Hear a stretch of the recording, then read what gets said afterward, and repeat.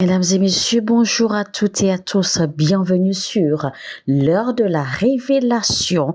Le thème de notre message du jour est intitulé l'élément appelé faveur.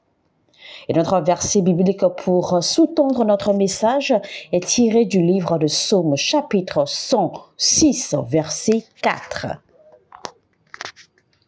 Éternel, souviens-toi de moi dans ta bienveillance pour ton peuple. Souviens-toi de moi en lui accordant ton secours.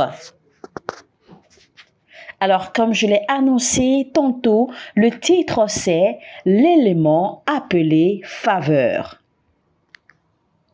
Quand un homme a perdu des années, il a perdu du temps, il a perdu beaucoup de choses, et que Dieu décide de le bénir, Dieu décide de le visiter, Dieu décide de l'assister, de l'aider, de sorte à ce qu'il rattrape ses pères qui l'ont déjà avancé. Dieu libère ce que l'on appelle l'élément appelé faveur.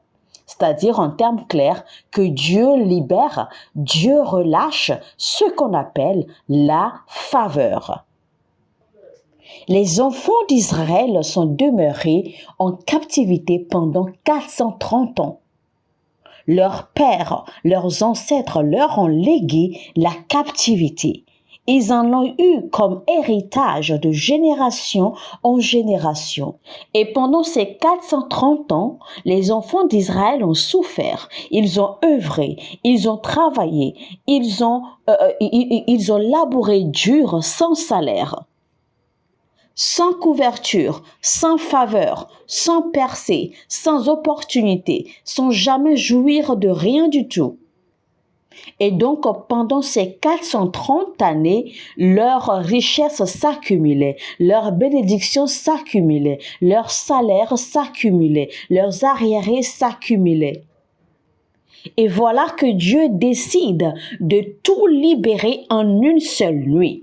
430 années de bénédictions accumulées, 430 années de salaire accumulés.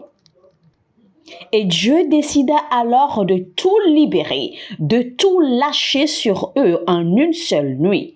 Mais pour que Dieu fasse cela, Dieu a utilisé un transporteur, un véhicule, un élément qu'on appelle faveur. Dans Exode 12, verset 36, la Bible dit qu'ils ont dépouillé l'Égypte. L'Éternel fit trouver grâce au peuple aux yeux des Égyptiens qui se rendirent à leur demande, et ils dépouillèrent les Égyptiens. Et donc, en une seule nuit, la faveur a souri aux enfants d'Israël. Et la faveur, l'élément la faveur en fait, c'est le paiement, c'est le remboursement des arriérés. La Bible dit dans Psaume 5, verset 12, « Car tu bénis le juste, ô Éternel, tu l'entoures de ta grâce comme d'un bouclier. » Il est écrit dans Psaume 30, verset 5, « Car sa colère dure un instant, mais sa grâce toute la vie. Le soir arrivent les pleurs, mais le matin l'allégresse. » Et il est dit dans Genèse 39, verset 21, « L'Éternel fut avec Joseph et il étendit sur lui sa bonté. Il le mit en faveur aux yeux du chef de la prison. » Et quand vous devenez un enfant de Dieu, vous êtes libéré de tout ce qu'on appelle des faveurs. Et vous savez, quand j'ai étudié ma Bible, je me suis rendu compte que Lazare a passé 4 jours dans la tombe, il est vrai. Et il faut se rappeler qu'un jour devant l'Éternel est comme 1000 années. Mais Jésus se montra finalement. Depuis les lois de la créature jusqu'à la manifestation des révélations physiques de Christ, il s'est passé 4000 années. Et un jour est comme 1000 ans devant Dieu. Donc, pendant 4000 ans, nous étions enterrés dans les transgressions, nous étions enterrés dans les iniquités. Et le nom Lazare signifie aide de Dieu. Et donc, quand Jésus apparut finalement, il a appelé l'aide, qui est Lazare. Et donc, l'aide est apparue, Lazare est sorti de la tombe, l'aide s'est révélée à nous. Sur ce, je fais cette déclaration sur votre vie. Où que se trouve l'aide pour vous, je l'invoque à la manifestation pour vous, dans le nom de Jésus-Christ. J'invoque à la manifestation votre aide. J'invoque à la manifestation votre assistance. La faveur est un élément. La faveur est l'intangibilité de Dieu sur votre humanité tangible. La faveur est la solution céleste aux afflictions terrestres. La faveur est un échappatoire à une vie balkanisée. Vous avez donc besoin de la faveur de Dieu dans votre vie. Vous avez besoin de la faveur de Dieu sur vos affaires de foyer. Vous avez également besoin de la faveur de Dieu concernant votre ministère. Car c'est la faveur de Dieu qui rend les hommes exceptionnels. C'est la faveur de Dieu qui démarque les hommes les uns des autres. C'est la faveur de Dieu qui rend les hommes spéciaux. Qu'il vous souvienne que dans la Bible, tous les enfants, tous les fils de Jacob ont reçu une parole prophétique. Mais il y avait l'un d'entre eux qui a reçu une parole prophétique qui ne l'a jamais favorisé. Cette parole prophétique qu'il a reçue ne l'a jamais aidé. Cette déclaration, cette parole prophétique ne lui a jamais été d'un secours. Et ce fils de Jacob s'appelait Nephtali. Et en réalité, la vraie signification de façon physique, de façon naturelle, d'accord, de Naphtali en Israël, c'était un endroit, c'était un lieu où rien ne poussait, rien ne grandissait. Aucune culture ne subsistait sur cette terre. Et pourtant, à la fin de chaque saison, cette terre, cette nation avait celle qui avait les plus grandes récoltes. Sur la terre de Nephtali, en temps normal, rien ne subsistait comme culture. Mais à la fin de chaque saison, elle s'en sortait toujours avec les plus grandes récoltes. Et savez-vous pourquoi? Parce qu'il est écrit dans Deutéronome au 33, verset 23. Sur Nephtali, il dit, Nephtali sera rassasié de faveur et comblé des bénédictions de l'Éternel. Et vous savez, quand la faveur apparaît, quand la faveur se révèle, les protocoles sont brisés, les barrières sont brisées. Quand la faveur se montre, l'ambiance ou l'atmosphère autour de vous importe peu. Votre location, c'est-à-dire le lieu où vous résidez, votre résidence, votre lieu d'habitation, votre pays d'habitation, votre terre d'habitation importe peu. Parce que la faveur ne regarde pas, ne considère pas qui vous êtes ou où vous résidez. Quand la faveur se montre, peu importe dans quel coin vous vous trouvez sur la terre, même si vous vous retrouvez dans un trou à rats, Dieu peut vous annoncer, d'accord, dans ce trou à rats. Dieu peut vous démarquer dans ce trou à rats.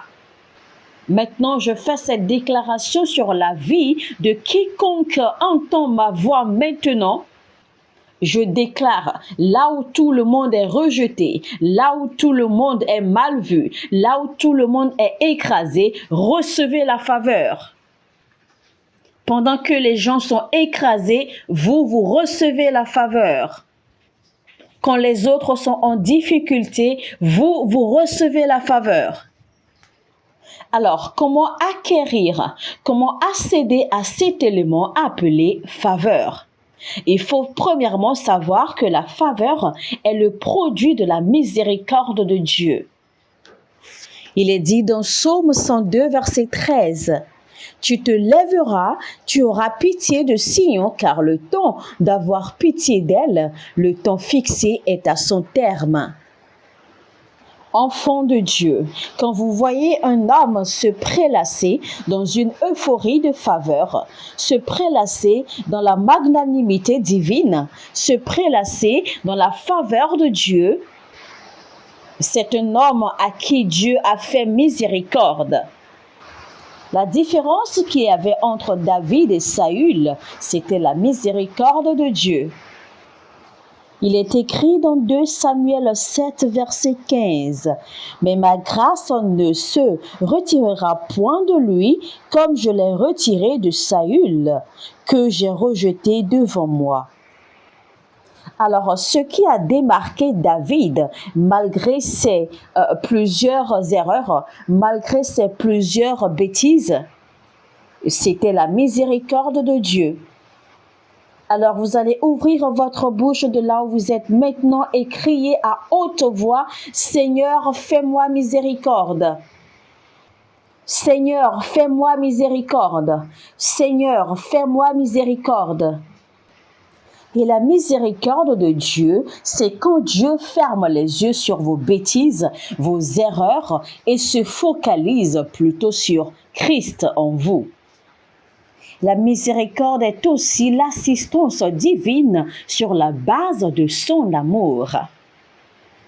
Mesdames et messieurs, même si tout va bien pour vous, vous réussissez dans tous les aspects de votre vie, laissez-moi vous dire, ce n'est pas à cause de votre expertise, non, c'est plutôt à cause de sa miséricorde.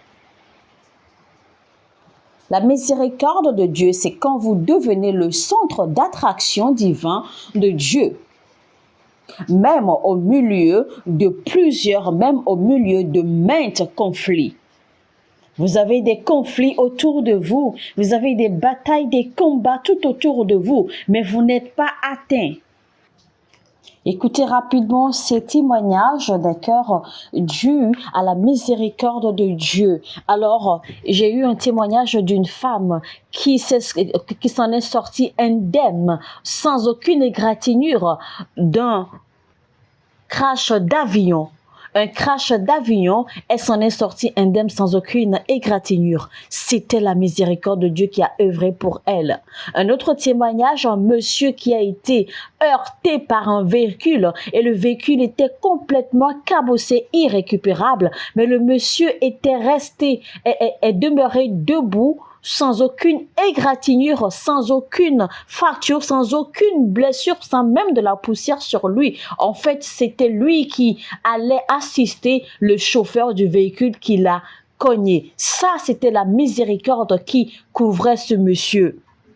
Un autre témoignage d'une famille qui s'était rendue en vacances, d'accord, au parc zoologique pour visiter les animaux et par mégarde, les travailleurs, les ouvriers ont laissé la cage des animaux ouverte et leur bébé de 3 ans, d'accord, s'est introduit dans la cage et s'est mis à jouer avec les animaux. Mais à un moment, les lions à l'intérieur de la cage ont voulu se saisir du bébé, ont voulu s'en prendre au bébé. Mais l'éléphant qui était dans la cage avec les autres animaux a protégé le bébé jusqu'à ce qu'il a réussi à transporter ce bébé sur sa trompe et à faire redescendre le bébé de par-dessus la grille de leur cage. Ça, c'était la miséricorde à l'œuvre alors que tout le monde s'affolait, tout le monde criait, tout le monde était effrayé.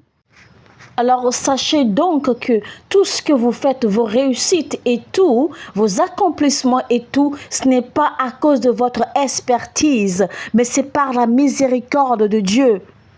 Ce n'est ni par la force, ni par la puissance, mais par mon esprit, a dit le Seigneur.